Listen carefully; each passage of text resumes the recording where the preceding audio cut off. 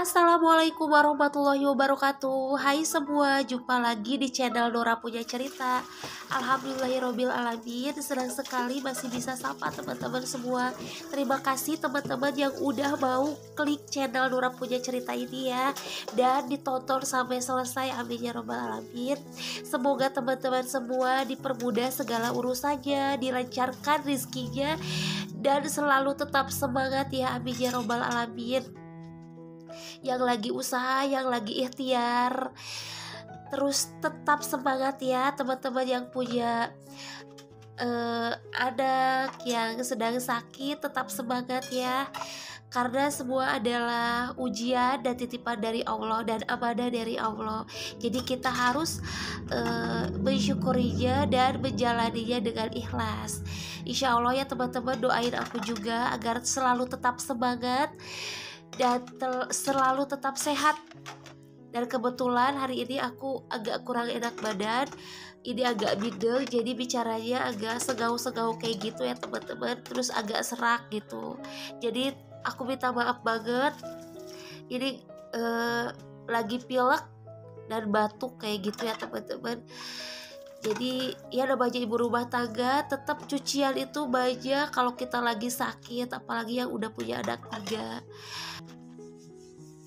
Dan jangan lupa dimulakan dengan bismillah sebelum melakukan aktivitas ya teman-teman. Yuk, bismillahirrahmanirrahim.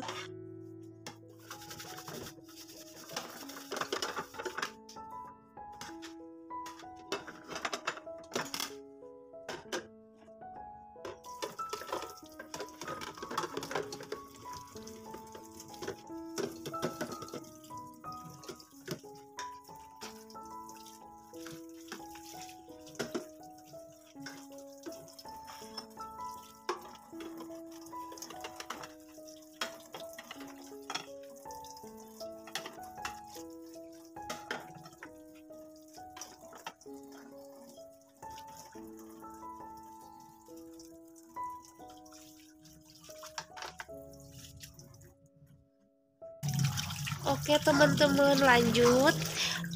Di sini aku udah selesai cuci piring. Di sini lanjut aku mau beresin meja karena meja ini selalu berantakan.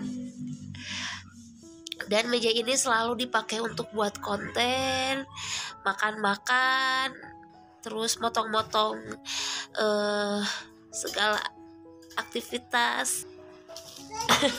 Motong-motong apa ya teman-teman, maksud saya di sini kalau motong-motong bahan, kalau misalnya ada pesanan, orderan, jadi meja ini harus kosong, rapi dan bersih. Karena kan kalau misalnya buat roti, bolu atau cake ultah kayak gitu, harus mejanya selalu bersih dan rapih ya teman-teman. Gitu ya teman-teman. Jadi ini aku beres-beres meja dulu biar kelihatan rapih ya teman-teman. Ya harus rapi aja, harus bersih gitu. Jadi kalau packing di sini pokoknya mejanya harus bersih deh gitu. Nah ini selalu banyak semut ya teman-teman, padahal aku udah pinggir-pinggirnya itu udah aku kapur barusin, kapur ajaibin, tapi tetap masih ada. Ternyata itu ada cooling rack yang nempel di tembok, ternyata lewat situ. Ternyata semut lebih pintar ya teman-teman daripada kita. Jadi ada ranjau di pinggir-pinggir mejanya, ada jalan di situ ke cooling rack gitu. Jadi banyak sekali semut gitu teman-teman. Padahal udah pakai kapur ajaib biasanya mempan, ini malah banyak banget. Ternyata lewat cooling rack itu. Jadi aku beresin aja dan gak aku tempelin ke tembok kayak gitu ya teman-teman. Jadi pokoknya mejanya agak dijauhin dari tembok, terus aku kasih kapur ajaib pinggir-pinggirnya. Semoga ini bisa berhasil ya teman-teman. Ya Allah, banyak semut kayak gini. Jadi harus dilap lagi, diulang lagi, dilap semuanya mejanya. Baru kalau misalnya udah gak ada semutnya, pinggir-pinggirnya lagi diranjauin lagi pakai kapur ajaib atau kapur barus. Nah, emang sih banyak yang bilang pakai cuka gitu ya teman-teman, tapi aku udah pernah pakai cuka tapi masih ada semut aja. Gak tahu semutnya lebih pinter kali ya, dan gak takut. Gitu ya teman-teman. Di sini aku lanjut.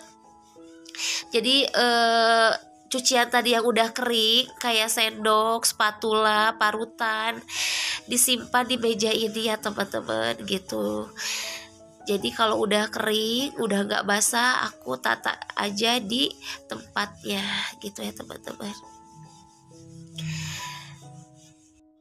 Nah teman-teman, untuk lap mejanya aku selalu pakai kain atau baju yang udah nggak kepake teman-teman. Jadi jangan fokus sama lapnya ya teman-teman. Jadi lebih bersih, lebih kinclong. Lihat aja hasilnya teman-teman, alhamdulillah kinclong banget kan. Tuh kan ya, jadi jangan fokus ke lapnya, tapi kainnya itu meresap gitu, jadi lebih pas lagi dilap itu lebih bersih gitu teman-teman. Jadi ini baju yang udah nggak kepake, tapi kalau misalnya dikasihin juga udah nggak layak pakai banget, pokoknya udah belel, udah sobek, tapi kalau dibuang itu sayang. Jadi ini buat mengelap-ngelap meja, biar lebih kinclong gitu ya teman-teman. Jadi gak pakai deterjen penginclong meja, enggak ya teman-teman, tapi pakai air sama sunlight dan lap yang aku pakai ini gitu teman-teman. Itu udah kinclong banget. Lihat aja teman-teman mejanya ya, jangan fokus ke lapnya karena lapnya juga kurang indah dilihat gitu, tapi kepake banget buat membersihkan meja gitu. Pak suami juga suka bilang, kenapa sih harus pakai lap itu, ini enak banget loh kalau buat lap-lap gitu, coba aja. Nggak tahu kenapa. Nah Pak suami tadi beli rempah-rempah ya teman-teman. Jadi kalau aku sakit jarang minum obat, jadi dan udah membiasakan untuk meminum rempah-remping ya teman-teman. Jadi suka lihat channelnya Zaidul Akbar. Aku di sini belanja jahe, lengkuas, sereh, terus bawang putih dan kunyit, sekalian buat bumbu-bumbu dan sekalian juga buat bikin jamu rempah-rempih gitu ya teman-teman. Astagfirullahaladzim, bukan rempah-remping, rempah rimpang maksudnya. Masya Allah, rempah-remping ini aku nggak fokus banget karena lagi pilek kayak gini, jadi agak pusing dan sengau-sengau gitu suaranya, jadi malah rempah-remping, rempah rimpang maksudnya di sini ya. Jadi teman-teman, di sini Pak suami kalau ke pasar selalu beli, misalnya lagi lagi murah nih kunyit, beli tuh sekilo gitu. Terus kalau misalnya besoknya lagi jadi dikumpulin gitu ya teman-teman, besoknya lagi beli lagi lengkuas, jadi nggak sekalian belinya. Tapi ini karena belinya cuma seperempat dan uangnya ada, nah kita sekalian beli buat bumbu-bumbu dan sekalian rempah rimpang buat jamu Zaidul Akbar gitu teman-teman. Ini aku cuci dulu dan biar enakan badannya terus hangat, jadi aku mau bikin jamu kunyit jahe ya.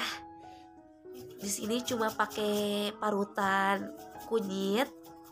Ini kunyitnya bisa buat masak, bukan kuning gede ya, bukan, tapi kunyit yang buat masak aku parut. Sebenarnya kalau di resepnya itu digeprek aja udah bisa ya, terus disiram pakai air mendidih. Tapi aku lebih suka dan biar lebih banyak aja karena Pak suami juga minum. Ini aku parut aja jahe dan kunyit itu. Biasanya aku pakai serai juga. Nah di sini karena aku lupa, ya itu kurang fokus ya teman-teman. Kalau lagi sakit kepala dan apa, pilek kayak gini. Jadi aku pilih yang anget-anget, terus badannya agak enakan. Jadi aku parut aja yang gampang, kunyit dan jahe. Gitu ya teman-teman. Nah udah diparut, kita masukkan ke dalam panci. Ini panci ajaib aku dari dulu. Padahal udah beli panci baru, ternyata pas waktu bikin bubur buat kakak malah kegosongan buburnya. Jadi pancinya belum sempat aku bersihin karena hitam banget ya teman-teman. Nah ini aku tambahin air. Jadi airnya itu hampir 3 gelasan dan nanti akan menciut jadi 2 gelas kayak gitu teman-teman. Terus aku tambahin di sini gula merah. Ini gula merahnya yang kemarin subscriber aku kasih dari Ciamis kayak gitu. Jadi ini gula merahnya asli Ciamis, padat banget dan enak banget manisnya kayak gitu ya teman-teman. Nah sekarang udah diparut, lalu aku masukin ke panci ajaib ini. Lalu aku rebusnya dengan api kecil ya teman-teman.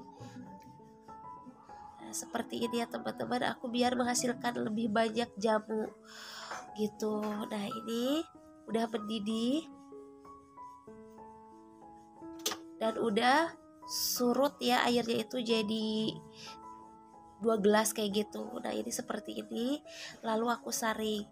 Biasanya aku saring pakai kain ya teman-teman. Jadi biar sampai ampas yang ketel-ketelnya itu ke bawah gitu ya teman-teman. Ini pilih pakai saringan aja biar cepet. Alhamdulillah, jamu kunyit jahenya udah siap disantap teman-teman. Kita cobain ya. Alhamdulillah selesai.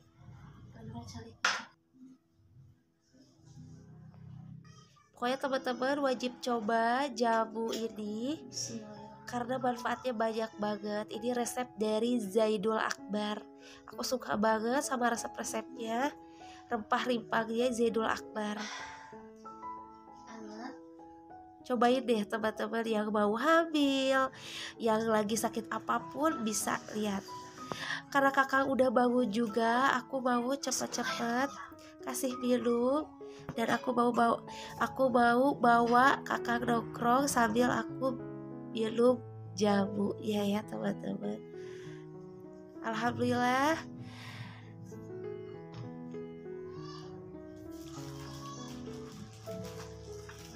Mungkin segitu dulu ya teman-teman video aku kali ini. Mudah-mudahan videonya bisa bermanfaat buat teman-teman semua. Terima kasih yang udah nonton dari awal sampai akhir video. Wassalamualaikum warahmatullahi wabarakatuh. Dadah.